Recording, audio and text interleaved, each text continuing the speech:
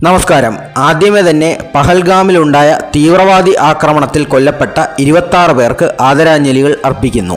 ഈ തീവ്രവാദി ആക്രമണത്തിൻ്റെ കാര്യകാരണങ്ങളിലേക്കൊന്നും അധികം ആഴത്തിൽ ചെന്നിറങ്ങുന്നില്ല. കാരണം അവയൊക്കെ പല പ്ലാറ്റ്ഫോമുകളിലും പലപ്പോഴായും ഡിസ്കസ് ചെയ്ത കാര്യങ്ങളാണ്. പകരം ഈ തീവ്രവാദി ആക്രമണം സ്പോൺസർ ചെയ്ത പാകിസ്ഥാന് ഇന്ത്യ എന്ത് മറുപടി കൊടുത്തു എന്നുള്ളതാണ് നമ്മുടെ വിഷയം. ഇന്ത്യയുടെ ഭാഗത്തു നിന്നുള്ള സർജിക്കൽ സ്ട്രൈക്കുകൾ ആരംഭിച്ചു കഴിഞ്ഞു. ക്യാബിനറ്റ് കമ്മിറ്റി ഓൺ സെക്യൂരിറ്റി അതായത് CCS കൈക്കൊണ്ട 5 സുപ്രധാന തീരുമാനങ്ങളാണ് ഈ വീഡിയോ. രാജ്യസുരക്ഷ സംബന്ധിച്ച് ഏറ്റവും സുപ്രധാനമായ തീരുമാനങ്ങൾ എടുക്കുന്ന ഒരു ബോഡിയാണ് CCS. ഇവർ പാകിസ്ഥാനെതിരെ കൈക്കൊണ്ട 5 സുപ്രധാന തീരുമാനങ്ങളിൽ ഏറ്റവും പ്രധാനപ്പെട്ടതാണ് ജലയുദ്ധം എന്ന് പോലും വിളിക്കാവുന്ന ഇൻഡസ് വാട്ടർ ട്രീറ്റിയുടെ സസ്പെൻഷൻ. ഈയൊരു വിഷയം ചരിത്ര പ്രാധാന്യമുള്ളതും അതുപോലെ തന്നെ ദൂരവ്യാപക പ്രത്യാഘാതങ്ങൾ ഉള്ളതുമാണ്. അതുകൊണ്ട് തന്നെ അതിലേക്ക് നമുക്ക് പിന്നീട് മടങ്ങി വരാം. ആദ്യം മറ്റ് 4 കാര്യങ്ങൾ പറഞ്ഞു പോകാം.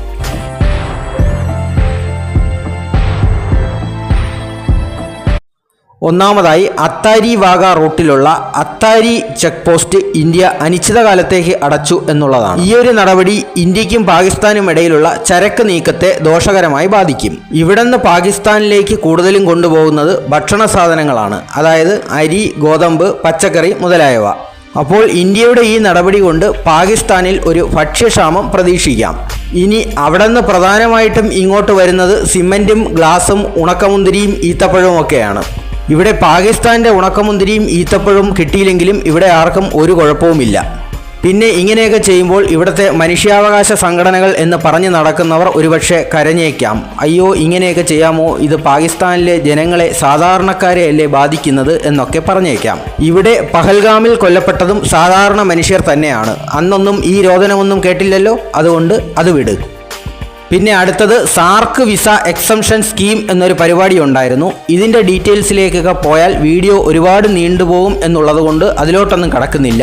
ഈ സ്കീം പ്രകാരം പാകിസ്ഥാനിലെ ചില ഉന്നതരായ വ്യക്തികൾക്ക് വലിയ വിസ നിയന്ത്രണങ്ങളൊന്നും ഇല്ലാതെ തന്നെ ഇന്ത്യയിലേക്ക് വരാമായിരുന്നു. ഇത് സസ്പെൻഡ് ചെയ്തിരിക്കുകയാണ് ഇന്ത്യ ഇപ്പോൾ. അതായത് ഈ സ്കീമിൻ്റെ മറവിൽ ഇനി ആർക്കും വിസ ഇളവുകൾ ലഭിക്കില്ലെന്നർത്ഥം. അതുപോലെ തന്നെ ഈ സ്കീം പ്രകാരം നിലവിൽ ഇന്ത്യയിൽ തങ്ങുന്ന പാക് പൗരൻ 48 മണിക്കൂറിനകം നമ്മുടെ രാജ്യം വിടണമെന്നാണ് ഉത്തരവ്. ഇനി അടുത്തത് ന്യൂഡൽഹിയിൽ സ്ഥിതി ചെയ്യുന്ന പാകിസ്ഥാനി ഹൈക്കമ്മീഷനിൽ നിന്ന് പാകിസ്ഥാനിലെ ഡിഫൻസ് അഡ്വൈസറി ഉദ്യോഗസ്ഥന്മാർ ഒരാഴ്ചയ്ക്കകം തന്നെ ഇന്ത്യ വിടേണ്ടതാണ്.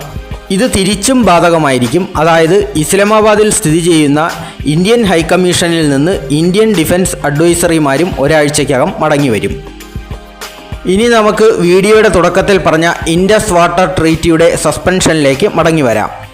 ഇനി അതിനു മുന്നേ എന്താണ് ഇൻഡസ് വാട്ടർ ട്രീറ്റി എന്നുകൂടി പറയാം. 1947 ഇന്ത്യ പാകിസ്ഥാൻ വിഭജനത്തിന് ശേഷം ടിബറ്റിൽ നിന്ന് ഉത്ഭവിച്ച് ഇന്ത്യയിലും പാകിസ്ഥാനിലും കൂടി ഒഴുകുന്ന ഇൻഡസ് റിവർ സിസ്റ്റം എന്നും ഒരു തലവേദനയായിരുന്നു. ഈ നദികളിലെ ജലം പങ്കിട്ടെടുക്കുന്നതിനെക്കുറിച്ച് എന്നും തർക്കമായിരുന്നു. അങ്ങനെ ഇരിക്കുമ്പോഴാണ് 1948 ഇന്ത്യയും പാകിസ്ഥാനും തമ്മിൽ ഒരു യുദ്ധം പൊട്ടി പുറപ്പെടുന്നതും ഇന്ത്യ ഈ നദികളൊക്കെ പാകിസ്ഥാനിലേക്ക് ഒഴുകുന്നത് തടയുന്നതും. ഇത് പാകിസ്ഥാൻ UN ഒരു വിഷയമാക്കി. അന്നൊക്കെ അമേരിക്ക എന്നുള്ളത് പാകിസ്ഥാൻ്റെ കട്ട ചങ്കാണ്.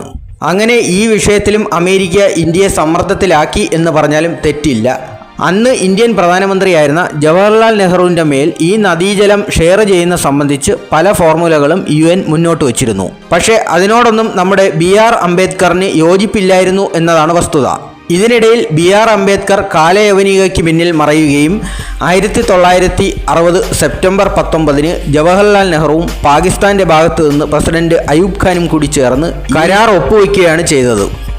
ഈ കരാർ പ്രകാരം കിഴക്കൻ നദികളായ രവി, ബീസ്, സത്ലജ് എന്നിവയിൽ ഇന്ത്യക്ക് മുൻതൂക്കം ലഭിക്കുകയും അതേസമയം പടിഞ്ഞാറൻ നദികളായ ഇൻഡസ്, ജലം, ചെനാബ് എന്നിവ പാകിസ്ഥാന് മുൻതൂക്കമുള്ളതുമായി മാറി. ഈ കരാർ സത്യത്തിൽ പാകിസ്ഥാൻ അനുകൂലമായി രചിക്കപ്പെട്ടതായിരുന്നു എന്ന് പറഞ്ഞാലും തെറ്റില്ല. കാരണം ഈ നദികളിലെ 80% വെള്ളവും പാകിസ്ഥാനാണ് അവകാശപ്പെട്ടത്.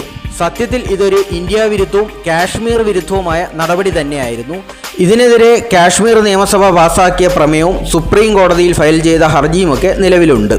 1965-ലും 1971-ലും 1999-ലുമൊക്കെ ഇന്ത്യയും പാകിസ്ഥാനും തമ്മിൽ യുദ്ധമുണ്ടായെങ്കിലും പാകിസ്ഥാനികളുടെ വെള്ളം കൂടി മുട്ടിച്ചുകൊണ്ടുള്ള ഇൻഡസ് വാട്ടർ ട്രീറ്റി സസ്പെൻഷൻ പോലുള്ള നടപടികളിലേക്ക് ഇന്ത്യ ഇതുവരെയും കടന്നിരുന്നില്ല. എന്നാൽ ഇന്ത്യ ഇപ്പോൾ പാകിസ്ഥാന് വെള്ളം കൊടുക്കുന്ന നടപടി അനിശ്ചിതകാലത്തേക്ക് നിർത്തിവെച്ചിരിക്കുകയാണ്.